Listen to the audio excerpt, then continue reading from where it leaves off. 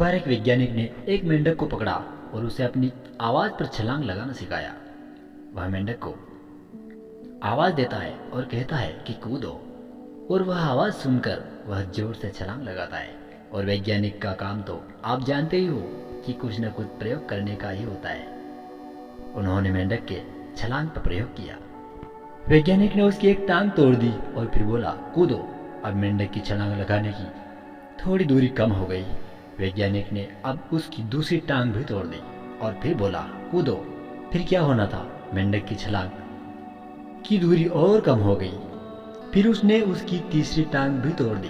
फिर उसकी छलांग लगाने की दूरी और कम हो गई। एक एक करके वैज्ञानिक ने उस मेंढक की सारी टांगें तोड़ दी। अब आखिरी टांग टूटने पर जब उसे कहा गया कूदो, जोर जोर से कहा गया कूदो, तो वह बिल्कुल भी नहीं हिल पाया। अब वैज्ञानिक ने अपना मत प्रस्तुत कर अपने डायरी में नोट किया और लिखा। क्या आप जानते हो क्या लिखा? जब मेंढक की एक टांग तोड़ी गई तो उसे थोड़ा कम सुनाई देने लगा। जब उसकी दूसरी टांग तोड़ी गई तब उसे और कम सुनाई देने लगा। हर टांग टूटने के साथ उसका सुनना और कम होता गया और सारी टांग टूटने के बाद वह बिल्कुल ही सुनने लायक नहीं रहा, अर्थात यूं कहे कि बिल्कुल ही बहरा हो गया। जोर जोर से चिल्लाने का भी उस पर कोई असर न हुआ।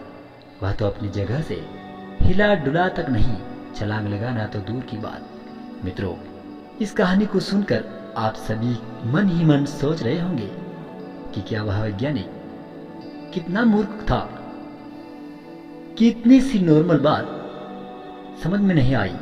अरे ये बात तो एक छोटा सा बच्चा भी जानता है कि मेंढक की छलांग उसकी टांग टूटने की वजह से कम होती जा रही थी, ना कि वह बहरा हो गया था। पर दोस्तों, हम सभी जीवन में कई बार ऐसे ही मूर्ख बन जाते हैं। कई बार जीवन में दो घटनाएं एक साथ ऐसे घटती है कि उनका एक दूसरे से कोई संबंध नहीं होता है, फिर भी ऐसा लगता है कि मानो इनका कोई गहरा संबंध हो। मित्रों, बात मेंढक और वैज्ञानिक की नहीं, अपितु बात आपकी और हमारी है। हम भी कई बार जीवन में कई ऐसे फैसले बिना सोचे समझे ही ले लेते हैं जिसका होना कुछ और था और होता कुछ अलग है। इसीलिए दोस्तों, लाइफ में हर फैसला सोच समझ कर ले। मित्रों, इस छोटी सी कहानी आपको कैसी लगी कृपया कमेंट बॉक्स में जरूर बताइएगा। मित्रों, रोज की तरह आज की कहानी को हम यहीं पे विराम देते हैं और मिलेंगे नेक्स्ट कहानी के साथ। तब तक के लिए आप सभी को जय हिंद, वंदे मातरम, जय श्री राधे कृष्णा। और हाँ दोस्तों, आज की हमारी इस कहानी को अपने दोस्तों के साथ जरूर शेयर करिएगा और वीडियो को लाइक और चैनल को सब्सक्राइब कर लीजिएगा। धन्यवाद दोस्तों, क्योंकि हम आपके लिए ऐसी ही मोटिवेशनल कहानियाँ लाते रहते हैं। धन्यवाद।